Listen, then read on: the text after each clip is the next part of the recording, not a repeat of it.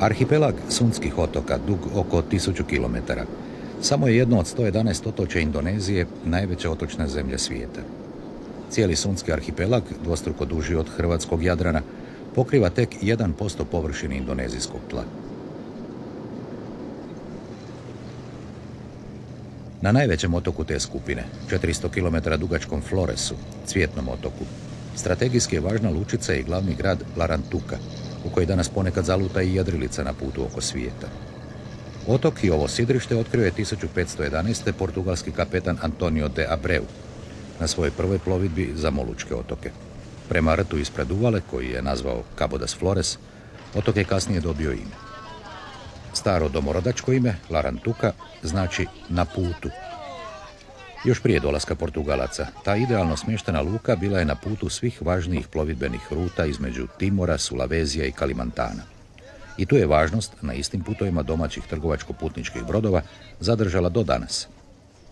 Portugalci su u Larantuki odmah utemeljili svoju najvažniju luku na putu za Molučke otoke Mirodija.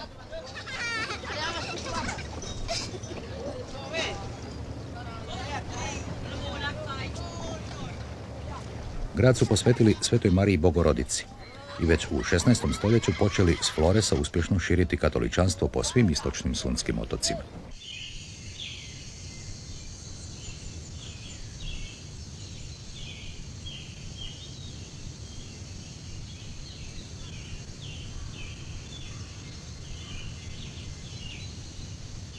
Katedrala Bogorodice, kasnije obnavljana, postoji i danas, a 90% stanovnika Floresa i sada su katolici.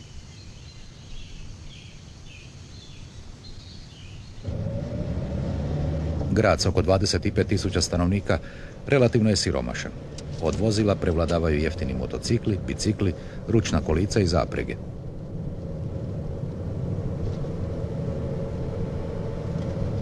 Flores je pretežno poljoprivredni otok, a glavna žitarica nije riža, već kukuruz. Na nižem istočnom dijelu otoka nizozemski kolonizatori razvili su i plantaže kokosovih palmi. Svečanosti odlaska mladića pa i djevojaka u vojsku pridaje se veliko značenje. Kao i drugdje u Indoneziji, stanovništvo je različitog etničkog porijekla i jezika, a prvo što ih može spojiti u službeno proklamirani jedan narod je vojska. Posvuda na Floresu kukuruz se suši na osobit način, na visokim, u tlo zabodenim kolcima.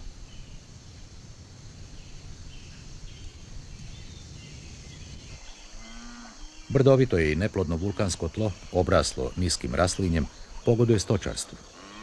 To su 1920-ih otkrili Nizozemci i ovamo dopremili prva stada najboljih europskih pasmina. Flores je ubrzo postao najrazvijeniji stočarski otok u Sundskom arhipelagu, a to je i danas.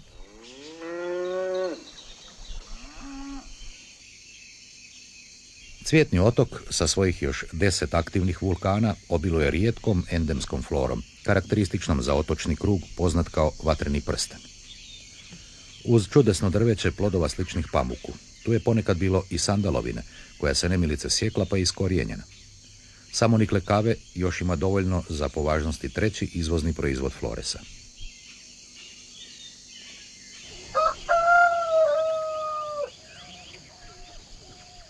Gradnja koliba i kuća na tom velikom otoku znatno se razlikuje po regijama, a i prema tome jesu li na vrućoj obali ili hladnijim planinama.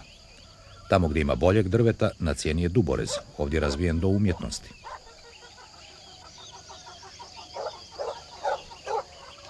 Stanovnici su vrlo različitog porijekla. Prastanovnici koji vjeruju da su potomci bogova Vato Vele i Patigola vjerojatno su došli iz Indije, a možda i iz Kine. Na zapadni dio Floresa naselili su se Malajci, a na istočnom prevladavaju Melanezici koji su doplovili s Pacifičkih otoka.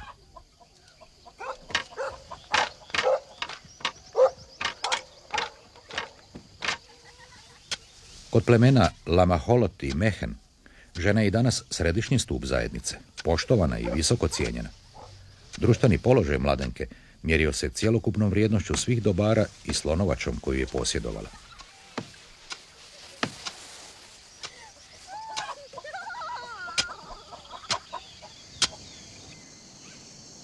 Flores je otok na kojem pada najmanje kiše u cijeloj Indoneziji. U sušnom razdoblju, od travnja do listopada, polja se uopće ne obrađuju. U to vrijeme ljudi u planinama sijeku drva, a uz more se bave ribolovom.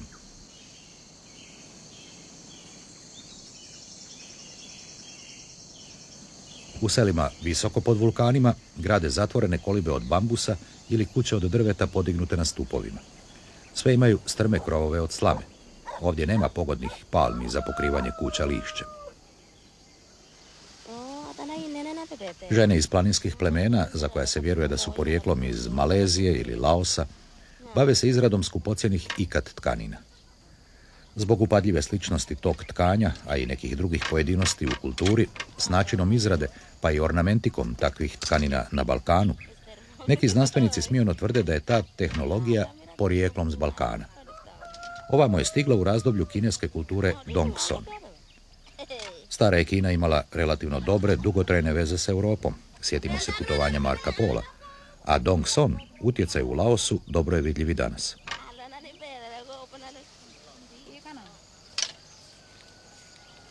Metalno posuđe već se udomačilo i u selima, jer je Flores razvijeniji od susjednih sunskih otoka. No poludivlje svinje obješenih trbuha tu su još jedino uzgajano meso, a lokve vode zajednička blagodat za ljude i životinje.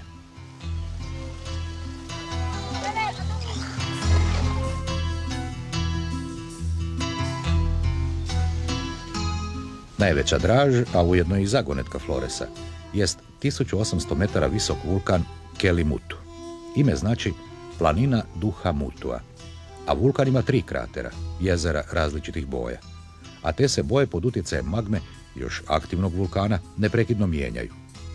Tako crno jezero Mbupu postaje sasvim bijelo, svjetlo-zeleno Koofaj povremeno plavo, a tirkizno Atapolo mijenja boju sve do tamno crvene.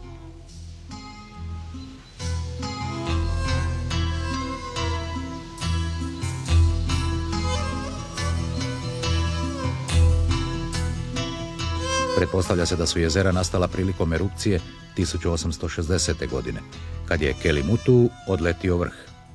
Za Florešane je taj prirodni fenomen misterija. Sveta jezera boravišta su duhova. Kad tijelo umre, Mutu poziva besmrtne duše u vječnost. Duhove mladih smješta u zeleno jezero, starih u crno, a grešnike i vještice u tirkizno. Podno Kelimutua, u erupcijom razrovanom kamenjaru punom čudesnog vulkansko-tropskog raslinja, malena su sela neobičnih koliba. Njihovi krovovi podsjećaju na kineske pagode, a sličnih ima jedino na 500 km udaljenom otoku Sulaveziju. Uz poštivanje još nekih animističkih tradicija, primjerice duhova čuvara, katolički grobovi ovdje su obvezno natkriveni i danas obloženi kupaonskim pločicama. A i Bogorodice u sasvim čudnoj vulkanskoj kapelici. Na ovom seizmički vrlo nestabilnom otoku, ustoji 7 mjeseci bez kiše, svaki trajni vodeni tok pravi je dar Božji. Sve takve plitke riječice pretvaraju ovdje kamenim pregradama u stalno natapana mala polja, u kojima cijele godine mogu saditi rižu. Tako ovdje nema besposlenih rijeka. Njihova korita zapravo su krivudavi zeleni tokovi riže. Selo Vurine je nakon Larantuke jedno od važnijih sidrišta i brodogradilišta tradicionalnih domaćih jedrenjaka Pantaka. Posljednjih godina oni se sve više grade i kao motorni brodovi. Trup ostaje isti, a umjesto jarbola na palubi osvane kakva ružna kabina. Tako ti nekad lijepi jedrenjaci postaju sve više nalik na kakav drveni kamion ili autobus na vodi. No to je cijena napretka. Ti su križanci u bezvjetrici brži. Kako jedra više ne smetaju, na prancu i krmi takvog broda sve češće dograđuju četvrtasto proširenje, kako bi povećali korisni prostor za teret. No problemi i tehnologija takvih novogradnji ostali su isti kao u prošlom stoljeću. Brodove iz rukom tesanih dasaka treba pokriti palminim lišćem da se ne rasuši. Spajanje dasaka oplate trupa je na dodir drvenim klinovima, a brtvilo su strugotine kore mekog drveta.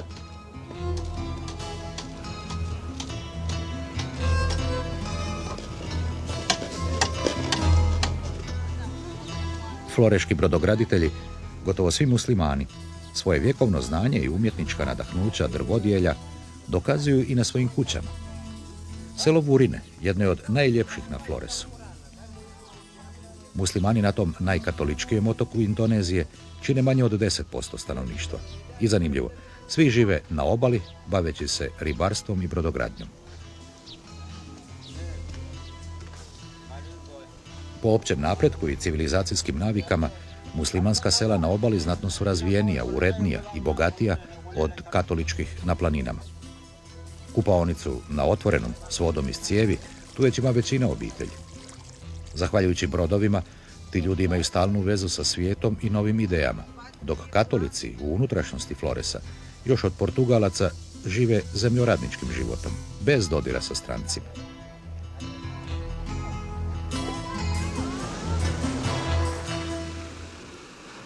...400 km udaljen od Floresa, nadomak Balija, smjestio se vulkanski otok Lombok, najzapadniji u grupi malih sunskih otoka.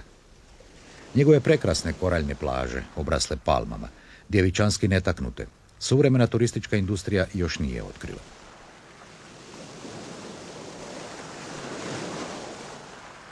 Lombok je čudesna mješavina Balija i Australije, u rasponu od ekstremno suhih do ekstremno vlažnih područja i razdoblja.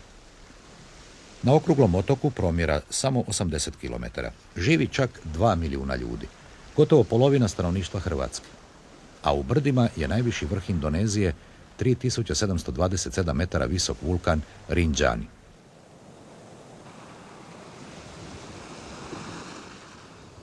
Otok je pretežno zemljoradnički, no velik broj stanovnika živi i od mora. U mnogobrojnim dubokim uvalama na jugu Lomboka, zaštićenim od oceanskih valova, ljudi se na najprimitivnijim pirogama bave dosta uspješnim lovom na sitnu ribu.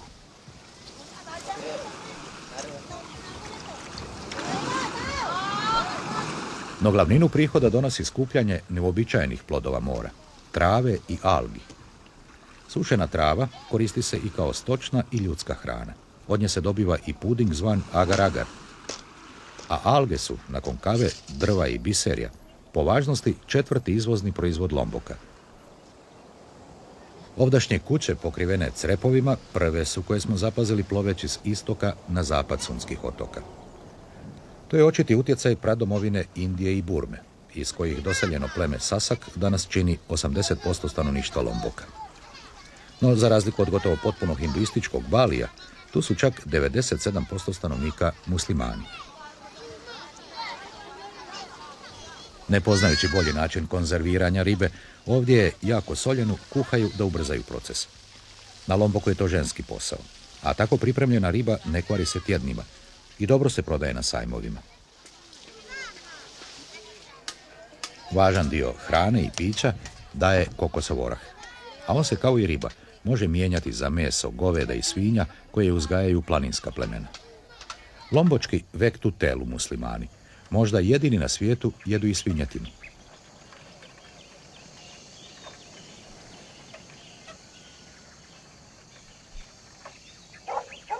Sela u unutrašnjosti sasvim se razlikuju od onih na obali.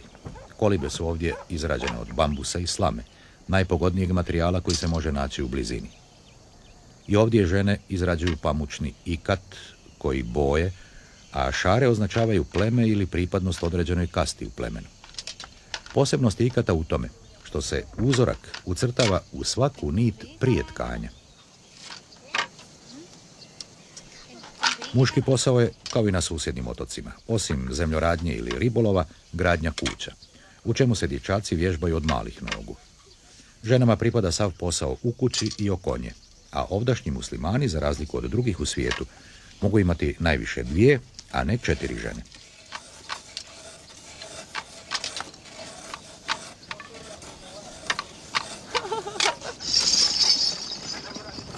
Životni standard na Lomboku još je dosta niži od onog na obližnjem bogatijem Baliju. Automobila je vrlo malo, no od isluženih balijskih automobila izrađuju se ovakva kola koja vuku konji, a ovdje služe kao taksi za odlazak na sajmove. Najpoznatiji sajam je na jugu otoka kraj sela Kuta, na kojem sva sasačka i balinezijska plemena na Lomboku razmjenjuju dobre. Zbog miješanja triju etničkih skupina, na Lomboku su se izmiješale i tri religije, islamska, hinduistička i balinezijska, u lokalnu lombočku vjeru, Vektu Telu. Vektu znači rezultat, a Telu tri. Dakle, svojevrsni zbroj triju religija. On poštuje koncept trojstva, ne samo Allaha, Muhameda i Adama, već i animističkih božanstava, sunca, mjeseca i zvijezda. U svoj toj složenosti pripadnici Vektu Telua se u načelu smatraju muslimanima, no ortodoksni muslimani im to ne priznaju, zbog toga što Teluji jedu i svinjetinu, a nemaju Ramazan i post.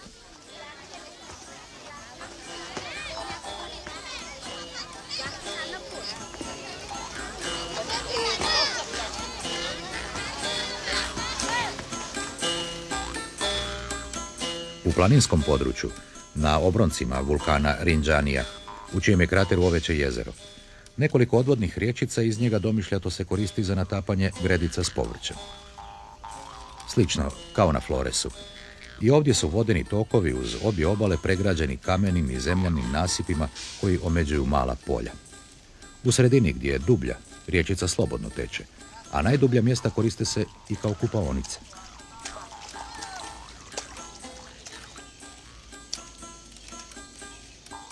Želeći sačuvati antropološke i etnološke osobitosti plemena Sasak, Ujedinjeni narodi su fondom UNICEF-a izgradili veliki spremnik za vodu i potpuno obnovili jedno tradicionalno sasačko selo u brdima.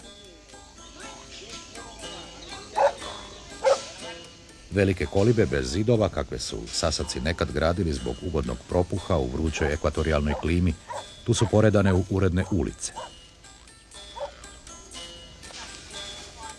U radnim dnevnim boravcima tih velikih nadstrešnica, koje su okupljale nekoliko obitelji, zatekli smo samo žene pri svakodnevnim poslovima. Muškarci su bili na radu, u šumi ili sa stokom.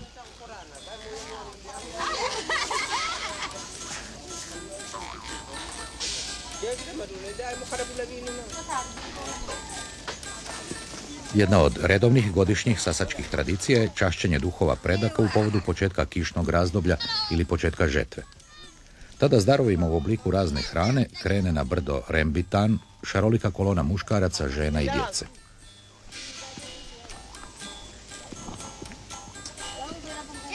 Na vrhu brda je seosko Vektu Telu i Vektu Lima, islamsko groblje.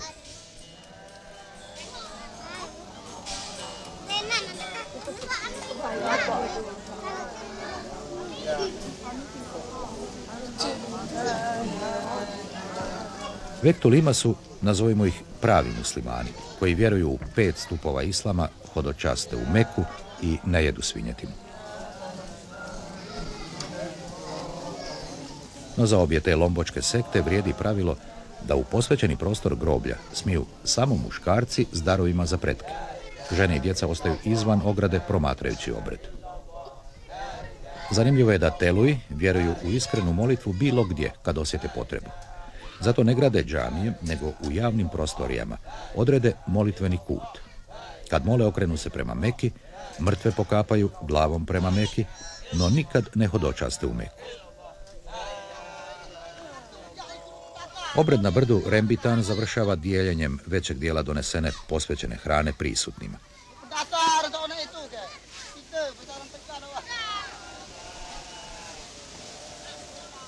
Pri tome muškarci iz viših kasta prije jela mole u izdvojenoj kolibi za seoskog poglavara i druge dostojanstvenike.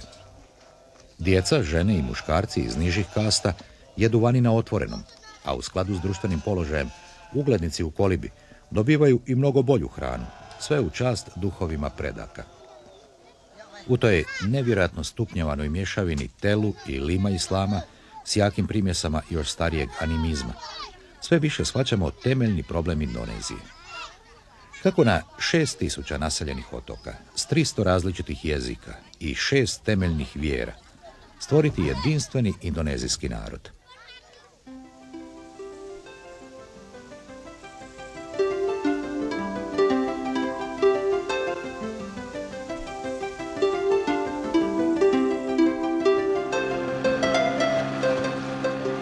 Malenim domaćim prahuom plovimo prema trima koraljnim otočićima sjeverozapadno od Lomboka, Gili Air, Gili Meno i Travangan. Ravni i okrugli, poput palačinke, jedina su mjesta gdje su Lombočani živjeli isključivo od ribolova.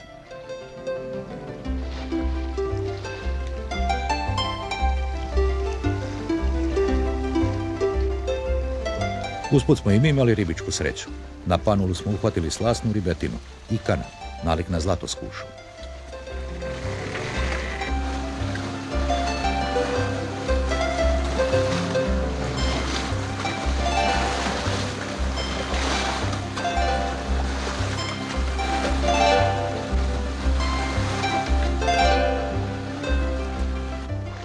Na Gili Menu, otočiću atolu s prekrasnom koraljnom lagunom, nedavno su izgradili prvi turistički guest house. Sa skromnim bungalovima i restoranom namijenjen je uglavnom siromašnijim backpacker turistima s napretnjačama, mladeži i studentima željnim egzotičnog svijeta. Tu nadomak Balija još možete doživjeti mir i sklad prirodnih draži sunskih otoka. Istinske draži kakve se očekuju na tropskoj razglednici iz 9. stupnja južne širine ispod ekvatora. Ovdje je sve i s vidljivim dodacima i ostacima vatrenog prstena, vulkanski najvećeg i najaktivnijeg područja na svijetu. Na 5000 km dugačkom lancu sunskih otoka s 300 vulkana, još oko 130 ih je aktivno, a najviše među njima, Lombočki i Rinđani, točno je preko puta Gili Mena, posljednjeg otočića na zapadnoj granici malih sunskih otoka.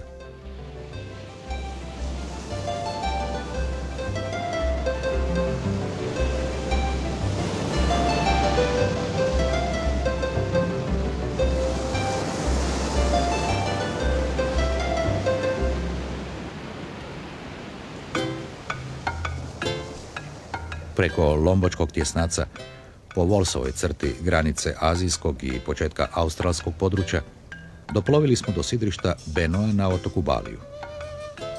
Benoa je službeno uz ono u Đakarti, najvažnije pristanište jahti u Indoneziji.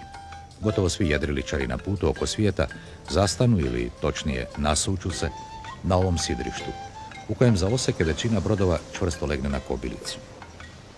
U oseki tu izviru sprudovi koji preuzmu ulogu lukobrana. Domaćim brodarima to dobro dođe za popravke na trupovima.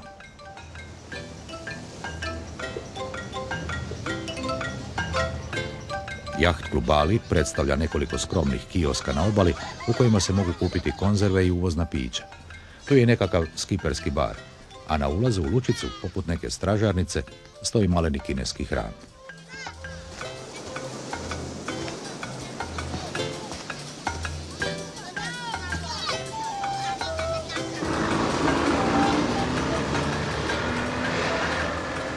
Najpoznatija balijska plaža Kuta prava je slika trenutačnog dosega najrazvijenije oaze masovnog stranog turizma u Indoneziji. Deseci glisera koji vuku letače, ergele vodenih skutera i druge bučne motorizacije juri amo tamo po uskom pojasu mirnijeg mora između obale i koraljnog grebena.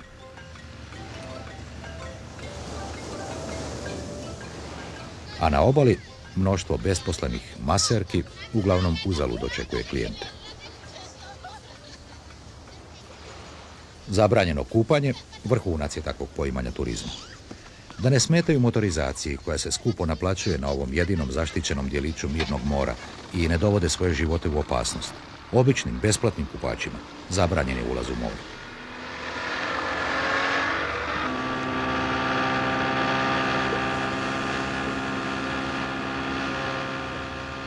Kako gosti na ljetovanju koji su na čarobni Bali pobjegli od automobila i prometnih užasa Europe i Amerike, nisu baš previše željni urlajućih motora.